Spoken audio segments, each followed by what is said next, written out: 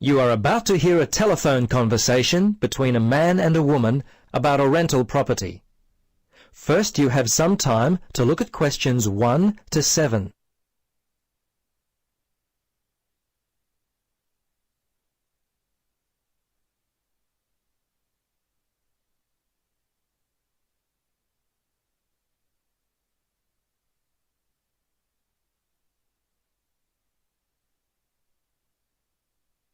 Now, listen carefully and answer questions 1 to 7.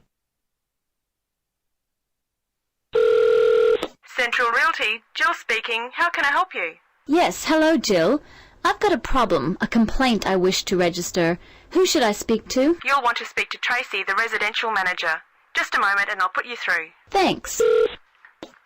Hello, this is Tracy. I understand your rent is going to be increased. Yes, this is why I'm calling.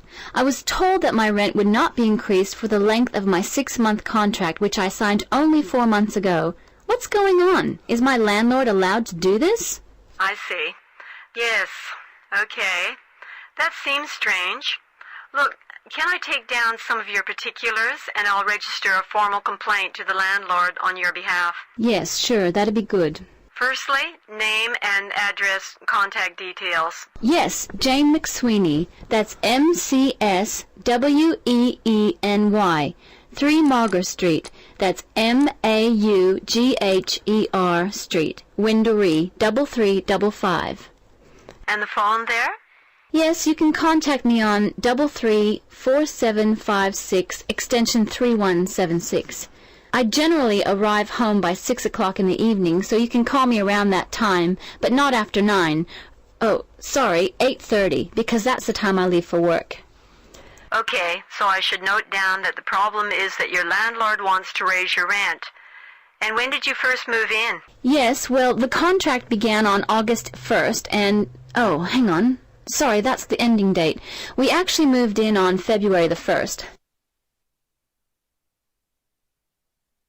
Before you listen to the rest of the conversation, you have some time to look at questions 8 to 10.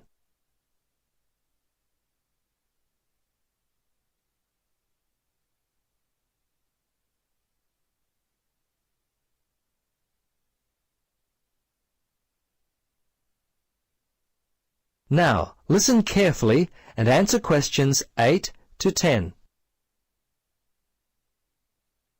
Okay, good. Now, if need be, you will have to send a letter to the Rental Tenancy Board. But as I said, first let us approach your landlord on your behalf and see if we can work out the problem before it gets to that situation. I'd be very surprised if you have to send a letter. 95% of these kinds of problems get solved early on. Okay. Now, if you have any problems you need to discuss, feel free to come in and talk with the general manager. In the meantime, if you would just wait until we receive an answer from your landlord, we'll be able to then plan our next step. Is there anything else I could be doing? Well, you could write a letter to the RTB listing all the events as they happened from your point of view. But as I say, hold on to it. Don't send it unless we have to. Well, that's about it for now. Thanks for your call. I'm sure we can sort this out. Thanks very much for your help. I hope we can sort it out too. Bye for now. Yes, bye. That is the end of part 1. You now have half a minute to check your answers.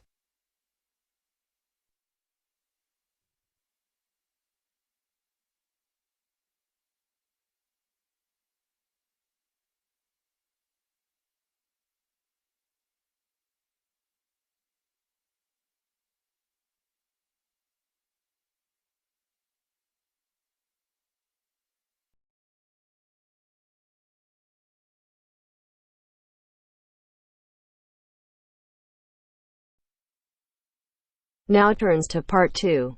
Part 2. You are going to hear a lecture given by a counselor. First, you have some time to look at questions 11 to 15.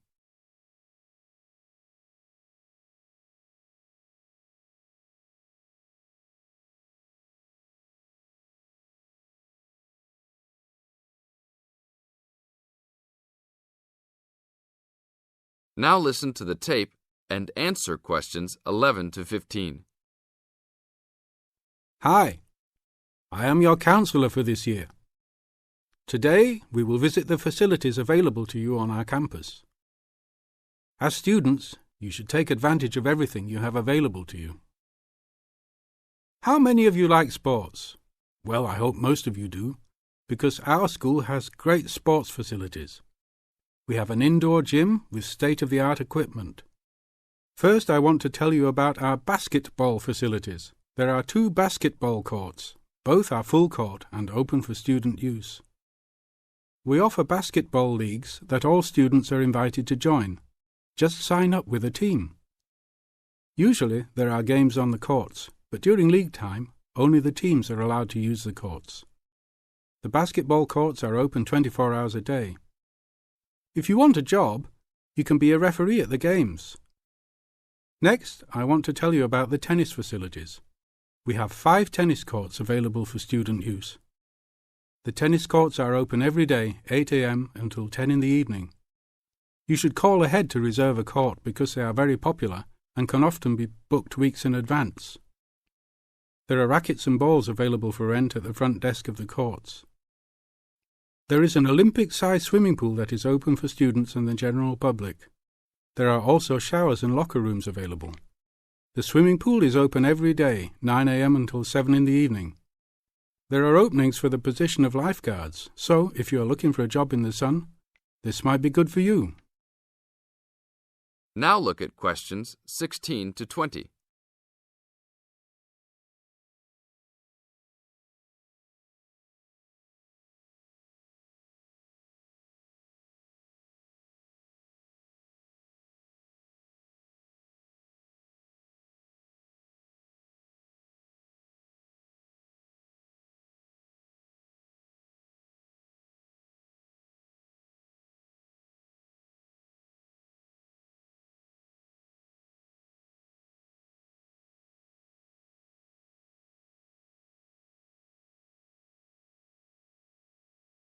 Now listen to the tape and answer questions 16 to 20.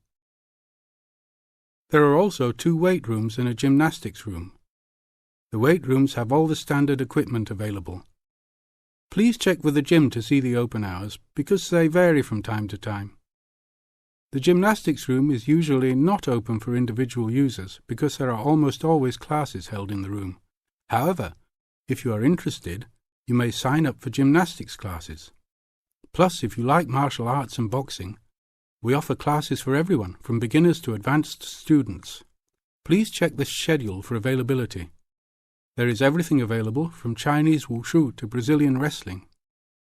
I will talk for a brief moment about our library system. Our campus has 3 libraries available to undergraduate students, 1 additional graduate library and 1 faculty library. The libraries are open daily until midnight except for during testing periods, when the libraries will be open 24 hours. Please look on a map to see where the libraries are located. All students with a valid ID can check out books, with a maximum of 10 books at a time. Books can be checked out for a 2-week period and then renewed for 1 month maximum. After that, there is a $1 fine per week that the book is overdue. I will repeat that. There is a hefty $1 fine per week. So it is a good idea to return books on time. If you lose a book, then you will have to repay the library for it, plus a fine. If you damage a book, most likely you will have to repay the value of the book. So please, enjoy the library facilities, but take care of the school's belongings. The library is also equipped with 200 computers for student use. They are all internet ready and available for use. You must sign up at the library for 1-hour time slots. You may sign up for up to 3 consecutive slots at a time. No one can use the computers without first signing in at the library. That is it for now. Thank you for your attention. That is the end of part 2.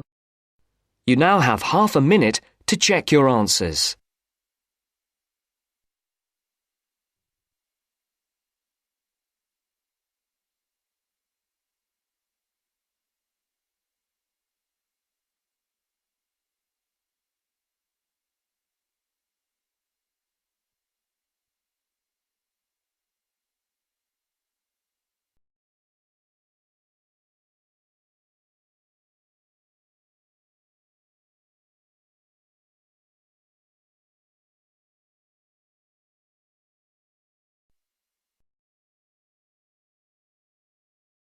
Now turns to Part 3. Part 3. You will hear a conversation between a university student and a librarian about using the city archives. First, you have some time to look at questions 21 to 24.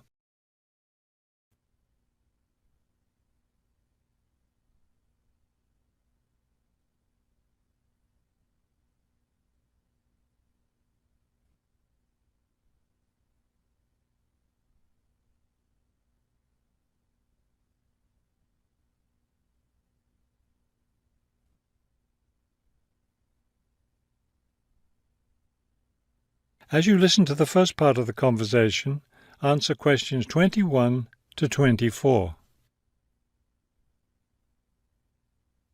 Hello. I was wondering if you could give me some information about using the archives? I'd be happy to. Are you a resident of the city?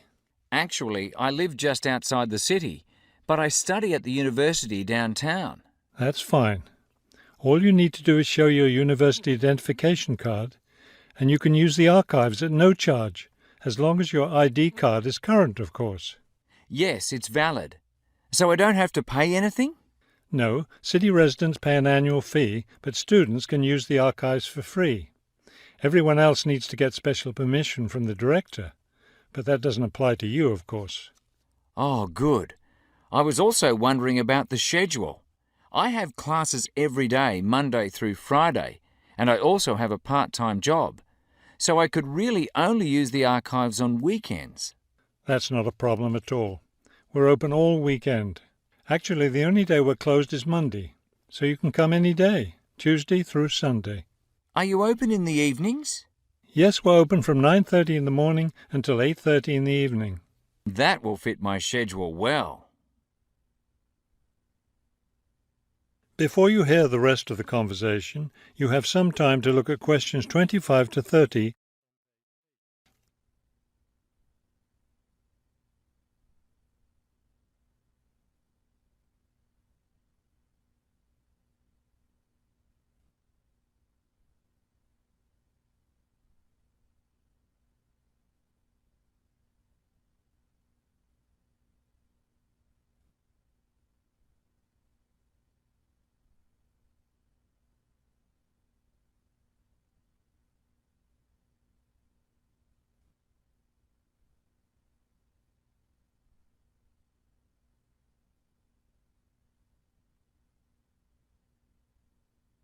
Now listen and answer questions 25 to 30.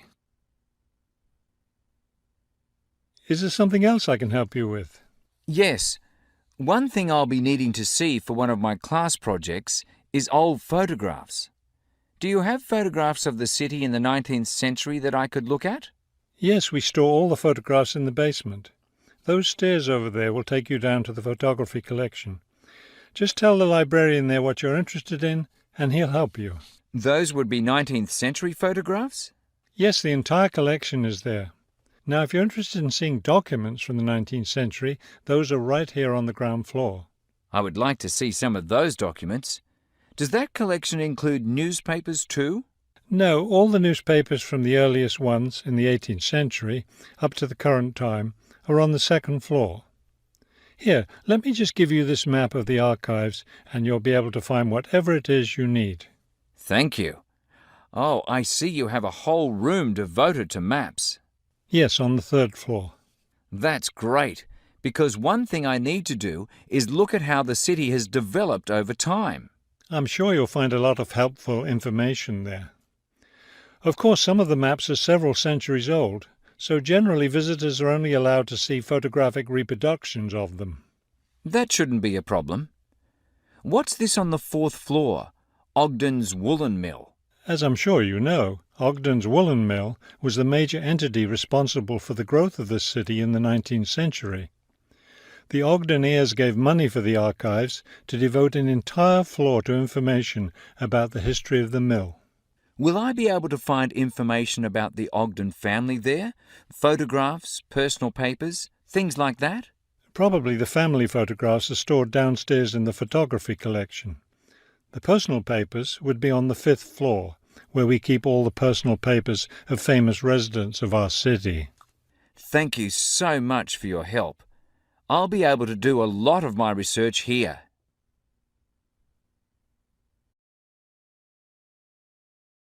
That is the end of part 3. You now have half a minute to check your answers.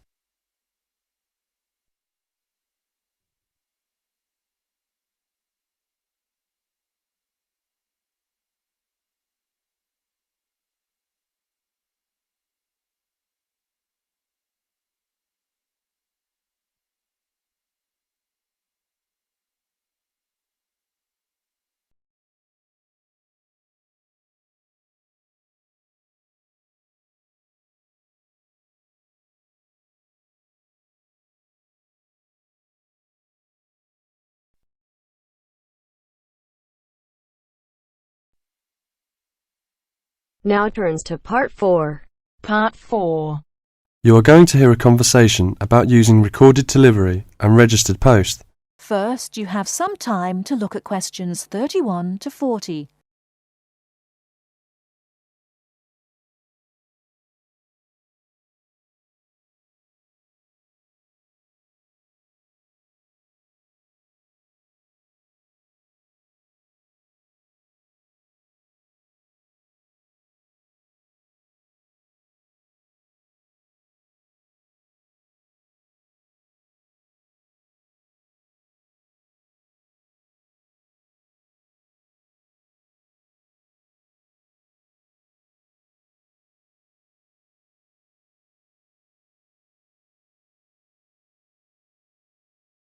Now, listen carefully and answer questions 31 to 40. Tom, where are you going? To the post office. I'm going to send some packets to Leeds. Do you know the best way to send them? Well, if your need is for a record of posting and delivery rather than compensation for loss, recorded delivery is particularly suitable for sending documents and papers of little or no monetary value. Well, what can we send for recorded delivery? All kinds of inland postal packets except parcels, airway and railway letters and parcels. The service does not apply to mail for the Irish Republic. I see. How do I post them?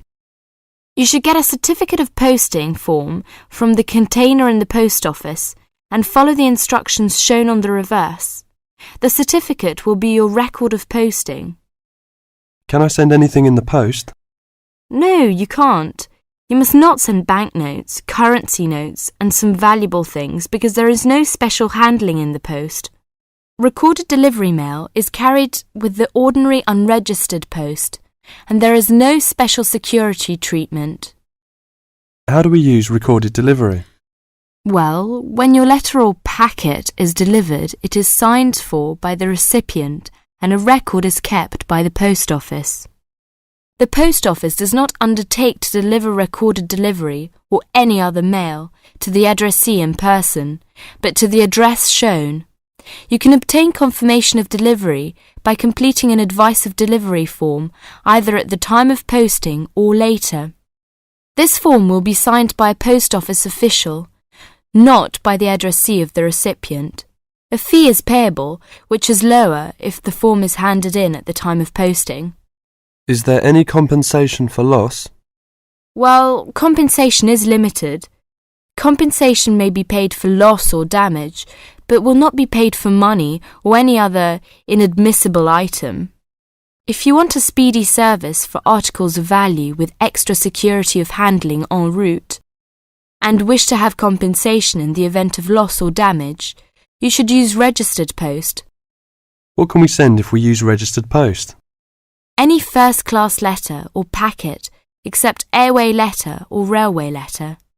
How do we post? What should we do? Well, you should make sure that the packet is made up in a strong cover and then it is fastened with wax, gum or other adhesive substance. Hand the packet to the post office counter clerk, together with the cost of postage and the registration fee. Do not post it in the posting box. Make sure that the fee paid is adequate to cover the value of the content. The counter clerk will give you a certificate of posting which he has initiated with the date stamped. Is there any special security for the registered post? Yes, all registered mail receives special security treatment. Packing is very important because registration is not in itself a safeguard against damage. The contents of registered packets must be adequately packed. How do we pack then? Do we have to use special envelope? Yes, you have to send the articles in one of the registered letter envelopes sold by the post office. These envelopes are already stamped for first-class postage and have the minimum registration fee. What about the compensation? Compensation will not be paid for the following articles, such as banknotes, currency notes, trading stamps, coupons, and some valuable things, unless they are enclosed in one of the registered letter envelopes sold by the post office.